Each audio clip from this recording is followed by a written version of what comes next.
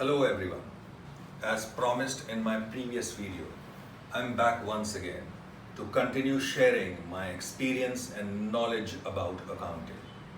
But before I start with my session, I would like to thank all of you from the bottom of my heart for the overwhelming response towards my video on YouTube, which motivated me to continue helping and supporting students, those who need it, especially during this tough time of COVID-19. Now let us, without wasting any time, try to understand, try to move further. Next part which I am going to explain you, after explaining you various steps in accounting process, after discussing what is accounting all about, how does it function, what are the various steps involved in accounting process, and how do we go about it one by one. I would like to talk and discuss over here basic and very important accounting terminologies. Now these accounting terminologies are certain amount of terms which I will be using more often. I will be using it again and again while explaining you further sets of books of accounts. So therefore, I think you all must know these particular terms very well, where they are used and how they are used, in what context they will be used. So let us start with accounting terminologies. So number one, accounting terminology which normally we use is entity.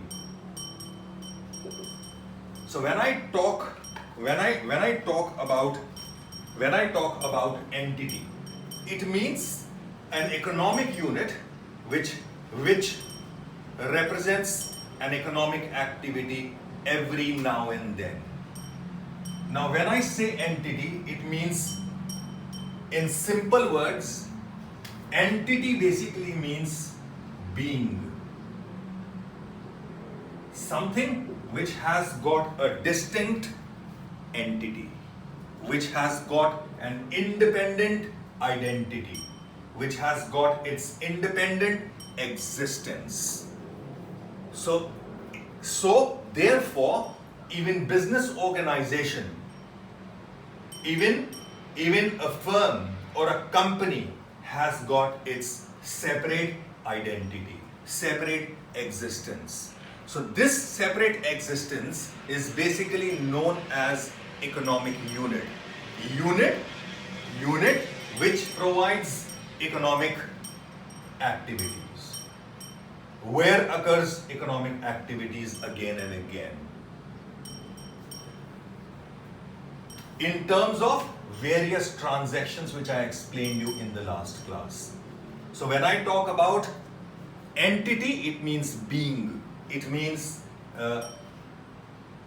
something which has an independent existence, separate existence, like you, like me.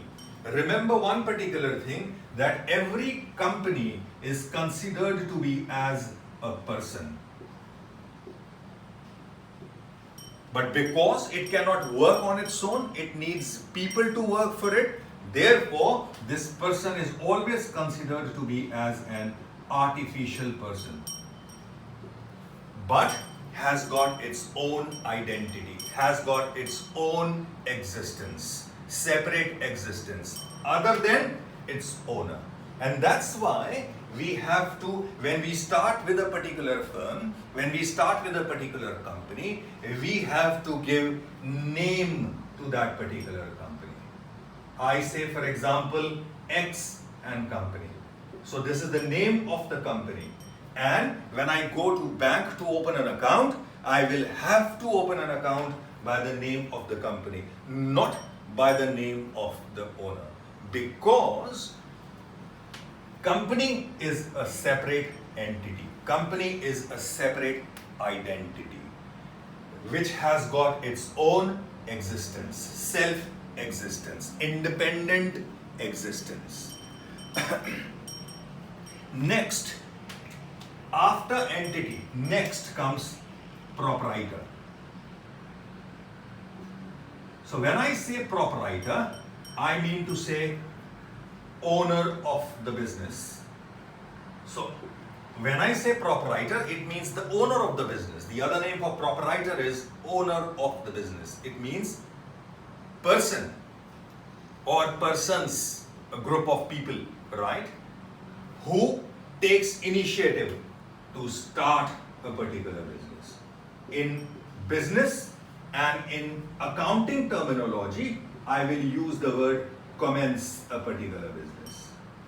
So, people, those who take, or person who takes initiative to start a particular business. In business terminology, a person who promotes a particular business, who takes initiative of commencing a particular business, who finances this particular company and controls all the activities of a particular company or a firm or an entity, is known as the proprietor or the owner of an organization.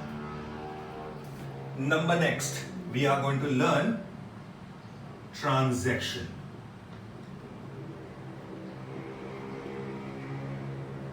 Now, this already I have explained you in my last session, in my previous session, in my first session. But let us go through it again. When I say a transaction, transaction is nothing else but an event which occurs in a particular company. It is nothing else but a dealing between two parties. Those parties can be an individual and an individual. Those parties can be an individual and a company, or a company and a company. So, an event which takes place between two particular parties, or a dealing which takes place between two particular parties. But as I explained you previously, that particular transaction should be, number one, it should fulfill the criteria of being a financial transaction. Means that it should be related with money. It should be linked with money. It means dealing or event dealing which takes place between two parties in exchange of money. Transaction should involve exchange of money in it or with it. The second criteria, the moment it fulfills the criteria of financial transaction by having exchange of money among two parties for a particular dealing that has taken place. The second criteria that transaction should and must fulfill after fulfilling financial transaction, that it should be a business transaction.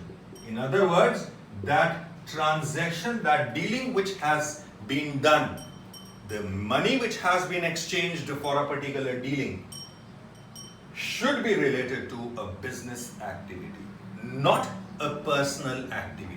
If the owner does a particular dealing with the other company for his personal use, that cannot be considered as a business transaction.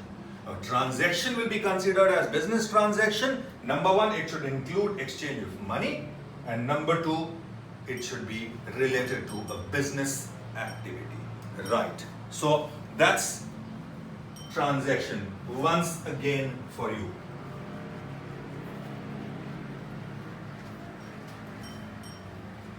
Now, after transaction, I have a voucher for you. Next terminology is voucher. Now, what is voucher? Voucher is a very, very important document of and for a particular company. Now, this document in business and accounting terminology is known as source document. Now, this document is a particular document which is used by a company every time, because this document is a document which acts as a proof, or which acts as an evidence for a particular business, for a particular transaction that has taken place related to business activity. So if the money has gone out or money has come in to the business for a particular business activity, we need to enter that particular transaction which has taken place related to business activity under a particular document called voucher. And this particular document acts as a source document, because on the basis of this, company, when compiles all the various sets of books of accounts, tries to compare all the transactions which I am trying to record in the books of accounts with the voucher to match them correctly, because it acts as a proof or it acts as an evidence for a particular transaction which has taken place in a particular company. And that's why it is considered to be as a main document, or it is considered to be as a source document for a particular company. Now, next is entry.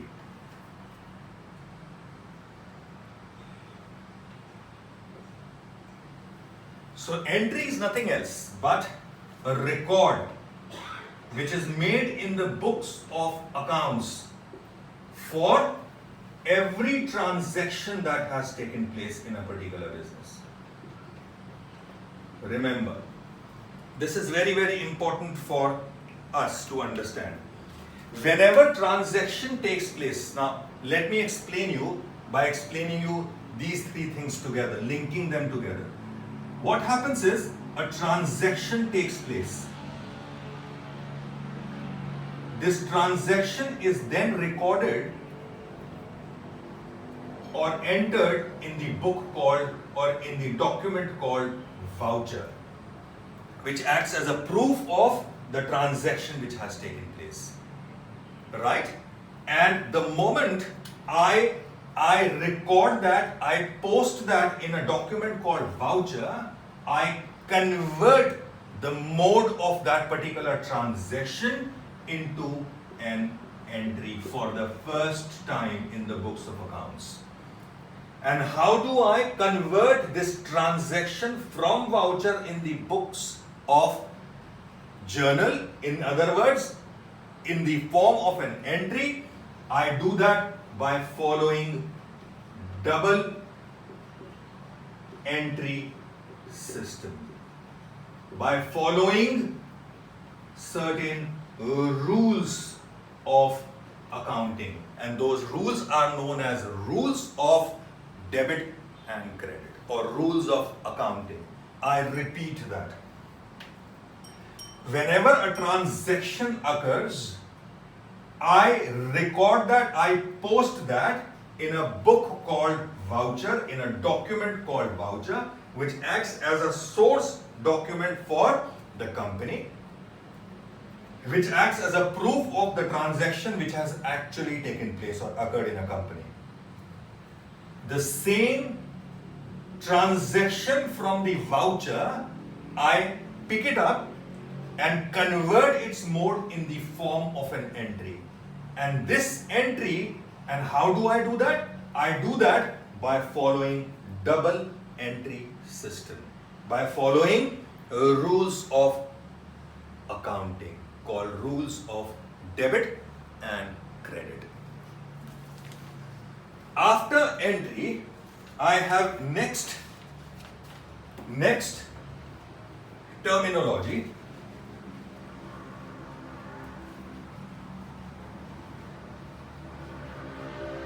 Next terminology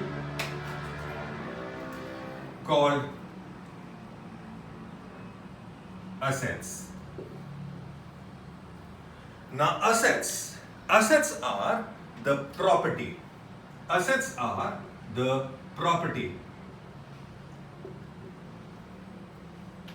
or resources owned by a particular company.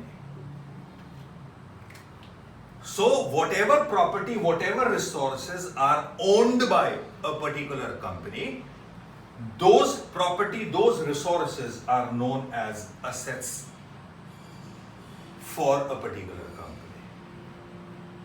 But what are these resources? What is this property meant for? This property, these resources are meant for generating further revenue or further capital for a particular business.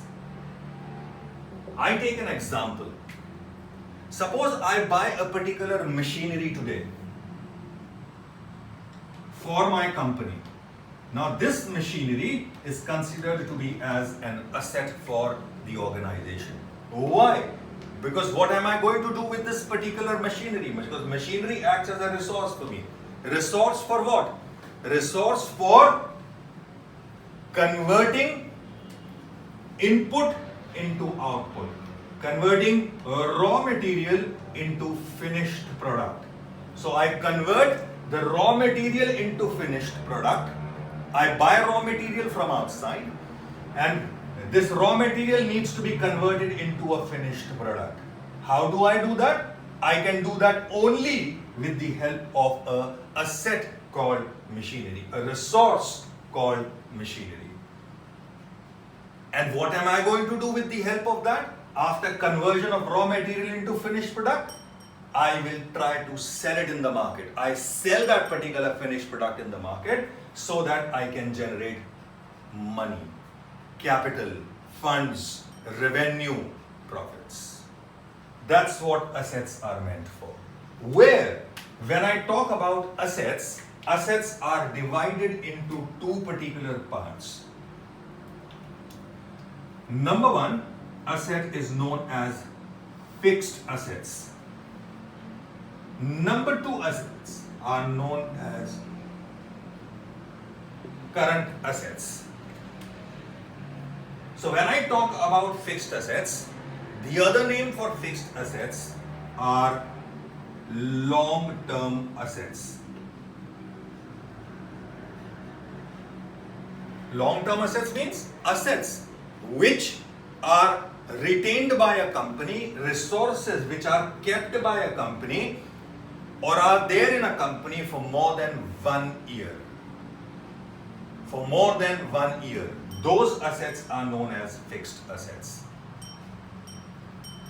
Because these assets, they generate revenue, they generate capital to the company for number of years that they are going to stay in the company, remain in the company. That's why they are known as long-term assets. The other name in this modern era, fixed assets are also known as non-current assets.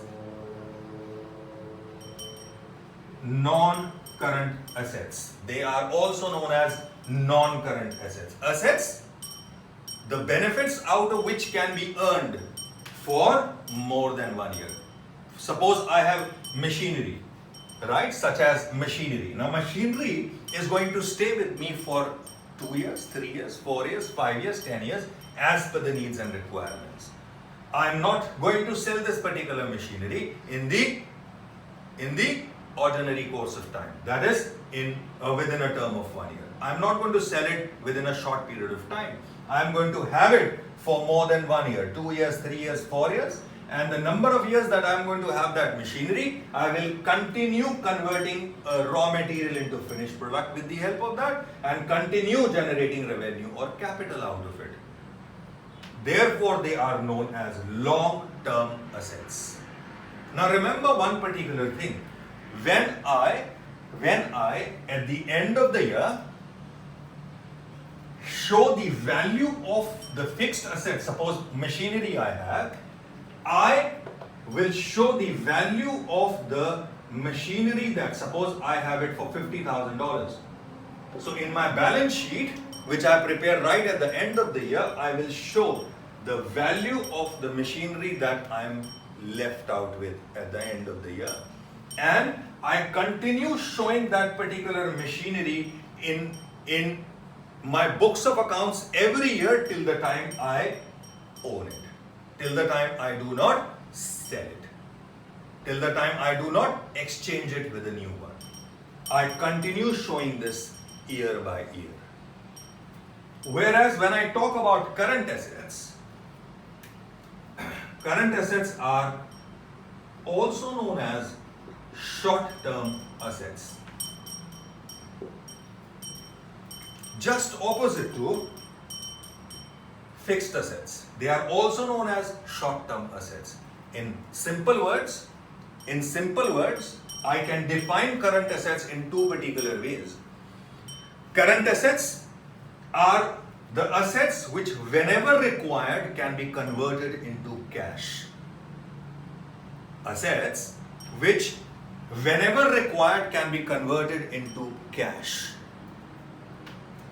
And on the other hand, I can define current assets are assets, the benefits out of which can be earned within a term of 1 year. And that's why they are short-term assets. Short-term assets are the assets which stay with a particular company for less than 1 year. And that's why they are known as short-term assets. So current assets stay with a company only for short term, that is less than 1 year. Whereas fixed assets are long-term assets, they stay with the company for more than 1 year and keep generating revenue, keep generating capital out of it. Whereas current assets are short-term assets, they generate revenue, they generate benefits to the company in the form of money, only in the form of cash, only during short period of time. That is 1 year or less than 1 year. This current asset also include within it liquid asset. So the first definition which I gave you, that current assets are the assets which whenever required can be converted into cash, is actually liquid asset. Because the word liquid itself means cash. The meaning of the word liquid is cash. Right? So, therefore, these current assets I can define now. Current assets are the assets which whenever required can be converted into cash, and it can also be defined as assets, the benefits out of which can be derived within a term of 1 year. So after assets, I have next part for you. Next terminology for you, and next terminology is liabilities. Now when I say liabilities, liability is nothing else but a financial obligation of and for a particular business, for a particular company. Financial obligation means, in simple words, now what I explained to you, financial obligation of or for a particular business, is basically in accounting terms. Simple terms, I will explain liability as the total amount of money that you have to pay to the outsiders. You have to pay to different people. You have to pay to different individual whom you had a transaction with, or you have to pay to a particular person, or as an individual or as a company with whom you already had a particular transaction with. So liability is the amount of money which you need to pay it to the outsiders. For what particular things? Let's find out with the help of division of liabilities. Liability is divided into two particular parts. Number one, long-term liabilities, and number two, current liabilities.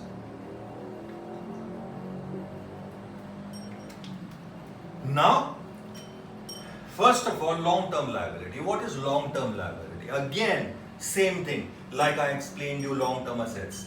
Over there, I explained you as benefits that can be derived within long-term period, right?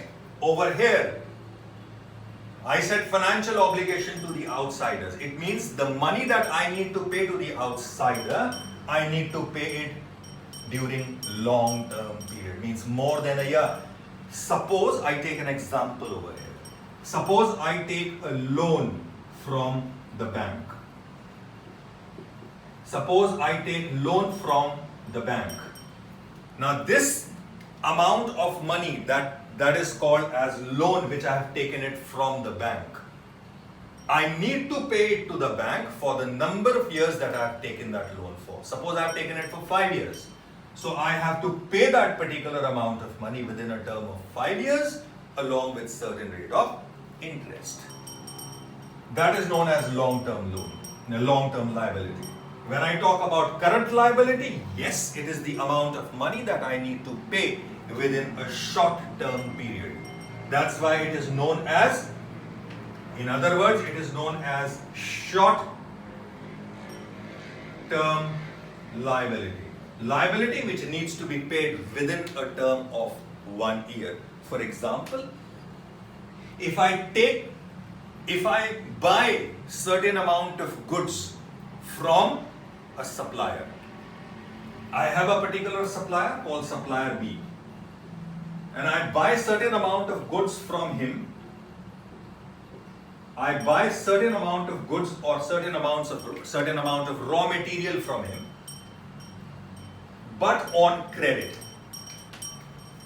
I do not pay cash. When I say I buy certain amount of goods on credit from supplier, it means that I am taking goods today from the supplier and will pay to that particular supplier after certain period of time. Now that certain period of time cannot be more than 1 year. It will be for 15 days, it will be for 1 month, it will be for 2 months or 3 months, that B is going to give me goods on credit, that I have to repay him after 15 days or 1 month or 2 months or 3 months or 4 months or 6 months, but it should not exceed 1 year.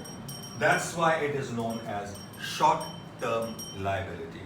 That's why it's known as current liability. Liability which I need to pay within a term of 1 year. Now after liability, I have next terminology for you as capital. Now capital is the amount of money that is invested by the owner or the proprietor, which I explained to you, the person who commences a particular business, the person who starts a particular business, launches a particular business, who finances and controls the business activities by himself. So capital is the amount of money which is invested by the owner in the business. So this is the amount of cash.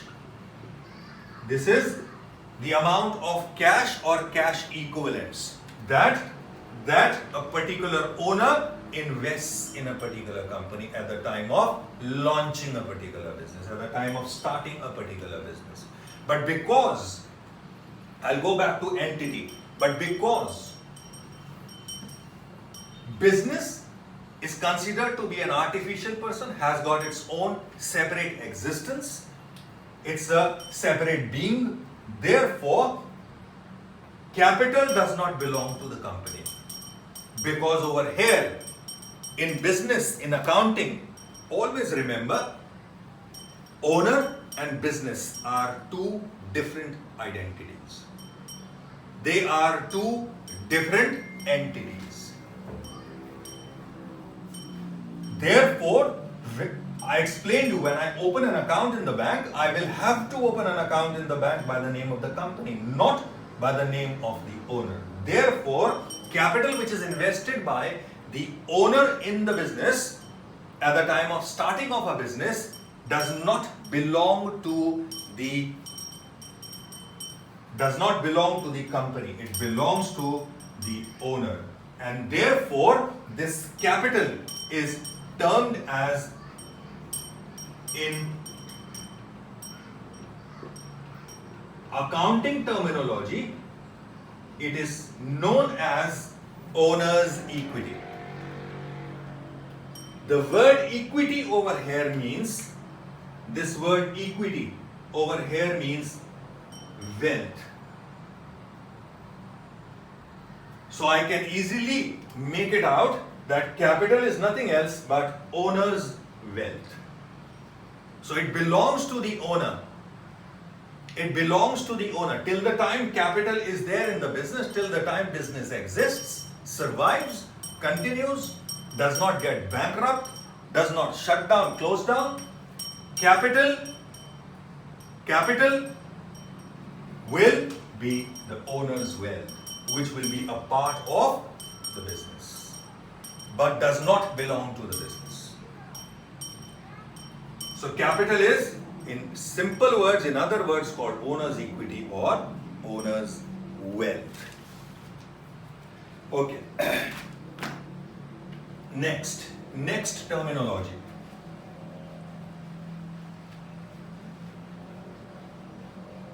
So next terminology is called as drawings. Now it is not drawing I am talking about, it is not painting I am talking about. What I am talking about over here is drawings. Drawings, it is accounting terminology, business terminology. So drawings is basically the amount of money which is withdrawn by the owner from the business for his personal use, not related to the business activity. Now suppose the owner withdraws the money from the business for related to business activity, then it will not be termed as drawings. It will be termed as drawings when money is withdrawn, cash is withdrawn, goods are withdrawn, assets are withdrawn from the company by the owner of the business. This is what you have to remember. By the owner of the business. If it is withdrawn, the amount of money is withdrawn by the owner of the business for his own use, for his private purpose, for his private use, for his personal use. Suppose A is the owner of the firm. A withdraws money from the business for his own marriage. Then yes, that particular money which he withdraws is considered to be as drawings, will be named as drawings for the business. Next terminology, stock.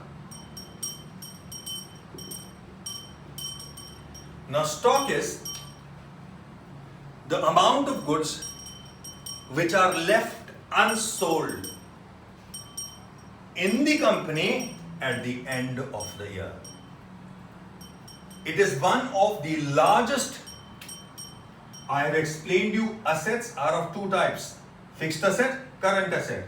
So stock is considered to be as one of the largest current asset of and for a particular business. Largest current asset. And plays a vital role in the business. I will be explaining you about this later when we will be doing different set of books of accounts. The importance of stock over there. So it is considered to be as largest current asset of a particular business, and it is nothing else but the amount of goods left unsold at the end of the year. Very, very important for me to understand. at the end of the year. If I am following calendar year, it means on 31st December, I will check how much amount of goods or finished product I am left out with, which I could not sell it in the market. That will be considered to as the stock. In other words, this particular stock is by default known as closing stock for a particular company. Stock, which is considered as one of the largest current asset, stock which in other terms we are talking about the finished product which is left unsold in a particular company at the end of the year, is basically the closing stock.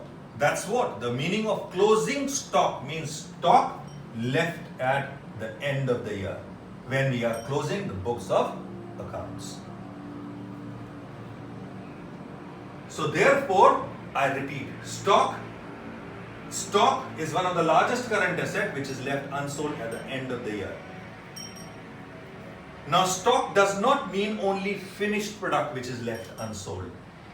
Remember, when I calculate the value of stock at the end of the year which is left unsold, I have to consider if I am left out with raw materials which I could not convert into a finished product. I also have to see, do I have certain amount of semi-finished product or semi-finished goods which I converted from raw material into semi-finished product, but I could not complete it. I could not convert them actually into finished product. And certain amount of finished products or finished goods which I could not sell in the market. And why does it happen? It happens that I am left out with certain amount of raw material with me. I am left out with certain amount of semi-finished that I could not convert into finished product, and certain amount of finished product which I could not sell it in the market. But I purchased raw material keeping in mind that this much amount of units I am going to manufacture and sell. But because I could not utilize my resources very well, the resources I have, I could not utilize those resources very well. Therefore, I am left out with raw materials, semi-finished and finished goods at the end of the year, which are there in my company, and I could not either convert them into finished product or could not sell that finished product in the market. So that is known as stock. I can take an example over here. Suppose, let's take an example. Suppose I purchase 5,000 units of raw material. Due to I could not utilize my resources well, I picked up only 4,500 units to be converted into finished product. So how much amount of units that I am left out with in the form of a raw material? 500 units. Now out of 4,500 units, I could convert 3,750 units into finished product properly. So how much I am left out with in the form of semi-finished product? 750 units. Whereas out of 3,750 which I converted into finished product, I could sell 3,450 units in the market. So finished product that I am left out with is 300 units at the end of the year.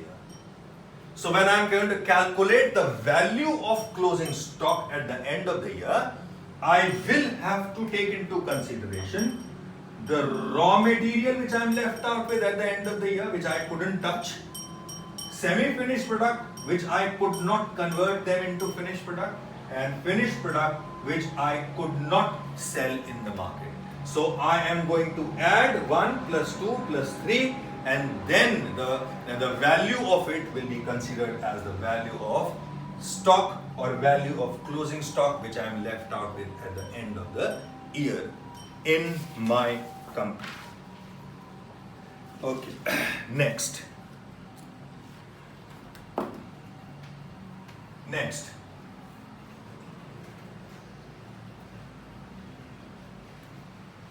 So next, accounting terminology over here is debtors.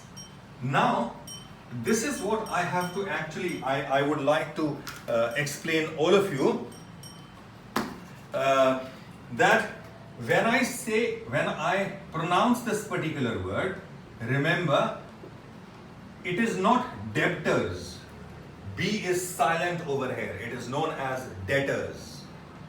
So debtors are, it can be a single individual, a person, or it can be a group of people, or it can be a company. So debtor is a company, or debtor is a person or an individual from whom the amount is due to be received for any particular reason that can be. In other words, very, very simple. If I take my example, I own a particular company called Company X. I own a company called Company X and Company. So for me, debtor will be either a person or a company from whom X and Company, means my company, is supposed to receive money. And what are the reasons for it? Why do I need to receive money from him? A person or a company? Maybe for the goods and services that I have sold to this particular person or a company on credit. Again, I will repeat, on credit means sold goods today, receiving money later. So if I am selling goods on credit basis to this person or a company, this person or a company has to pay me money, give me money later. So it is the amount that is due to be received from this person or a company. And the moment this happens, this person becomes my debtor. Or if, for example, this person or a company borrows money from me, takes a loan from me, borrows money from me, even then he has to pay me later. So this person or a company becomes my debtor. So debtor is the person or a company from whom amount is due to be received.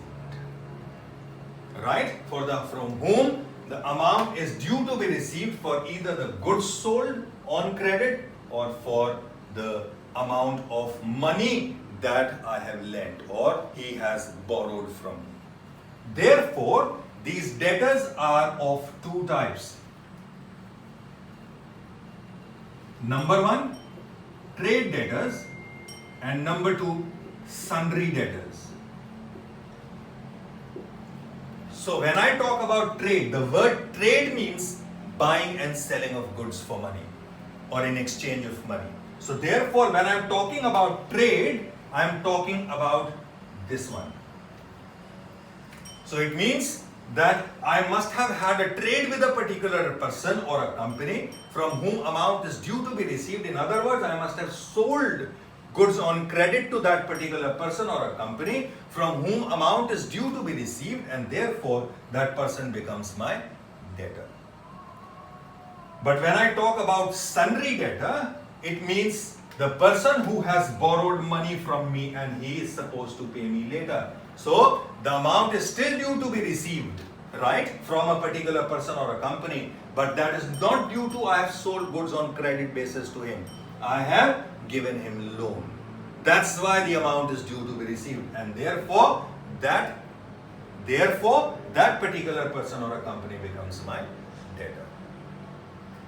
Next point. Next terminology is creditor. So it's just opposite. It's just opposite to debtor. Over here, it is a person or a company from whom amount is due to be received. Creditor is the person to whom amount is due to be paid.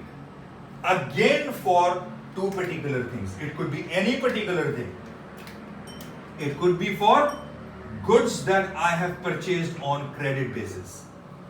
Or it is that I have taken loan from a particular person or a company. I have borrowed money.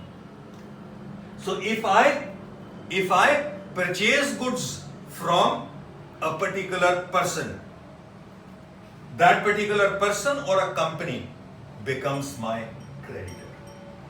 Which creditor? Similar to this. That particular person becomes my trade creditor.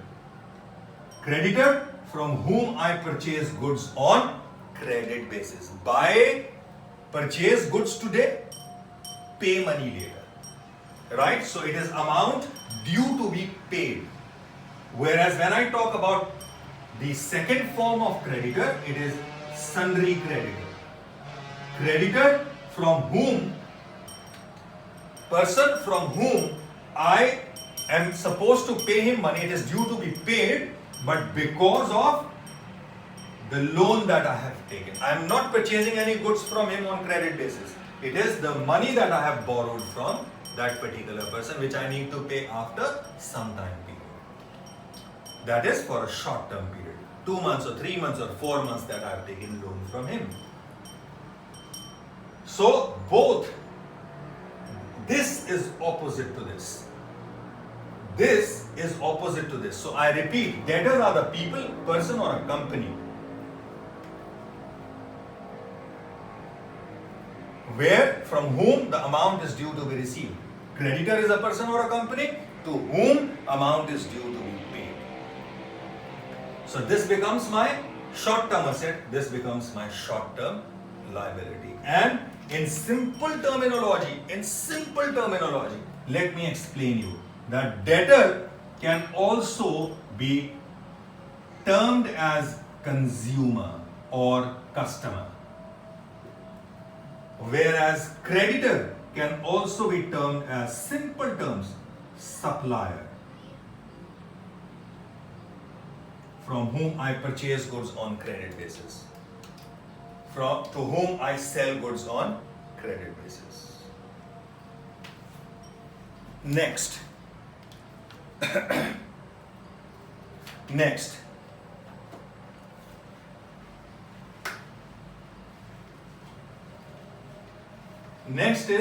Next accounting terminology is purchases. Next accounting terminology is purchases. So purchases is, the word purchases is basically used for, remember this, it is used for only the raw material that a company purchases. It is used only in context to the raw material. Remember that. Only in context with the raw material. If I buy an asset for a particular company, I will have to say asset purchased.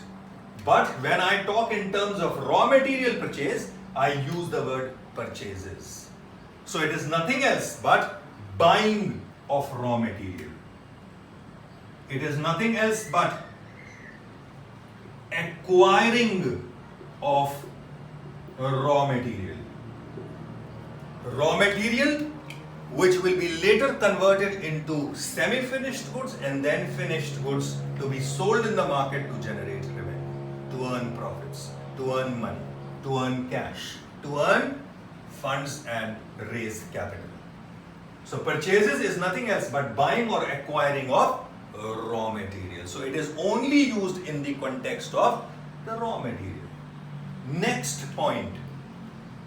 Next terminology, just opposite to purchases, is sales. Now when I talk about sales, when I talk about sales, it is nothing else but transferring the possession of goods. Transferring the ownership of goods from one person to another person. So when I say sales means selling of goods, in accounting terminology, I will have to use the word sales means transferring the possession of goods from one person to another in exchange of money. Now again, this purchase and this sales takes place in two particular ways. Number one, it takes place how? In the form of cash. It takes place in the form of credit.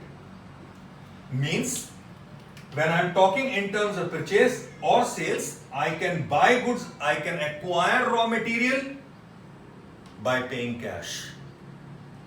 Or I can buy or acquire raw material via credit.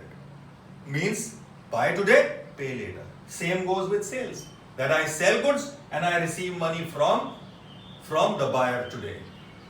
But I sell goods on credit, receive money later. Okay. Next. I'll continue with this. Next is purchase return. Next is purchase return.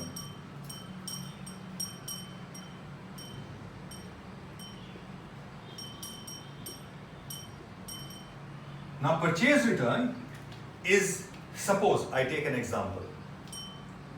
I buy or I acquire raw material on credit basis. On credit basis means buy today, pay later from a supplier called supplier X. How much? Let's say 500 units. So definitely he is going to send me through a particular means of transport these 500 units, either by truck or motor delivery van or whatever. Now suppose there are certain amount of goods out of 500 units, 20 units are destroyed due to in transit, let's say for example, they are destroyed. Then what happens? I will return these 20 units to the person from whom I purchased goods on credit, because it is not my fault. So purchase return is the amount of quantity of the raw material which I purchased from a supplier, I return it to the person due to I am not able to use these 20 units maybe, or the goods have been damaged or destroyed while in transit. Similarly, I have next terminology, last terminology which we are going to do is sales return. The last one today, sales return. So when I talk about sales return, it is nothing else but the amount of, it's just opposite to purchase return. It is that now I have sold goods to my customer or consumer. Now consumer is in the same format, returning it to me. So for me it becomes sales return. The amount of units which is returned by my customer to me. The amount of units which are returned by my customer to me. Due to, again, same reason. He could not use it, or the goods got damaged or destroyed while in transit. So guys, these were main terminologies which I will be using in my next sessions more often. So I explain you these accounting terminologies so that so that you must know when I'll be using these terminologies later. So you must be aware of how and where to use them. Thank you all. I would like to request you to like and subscribe the channel and turn on the post notifications. Thank you everyone.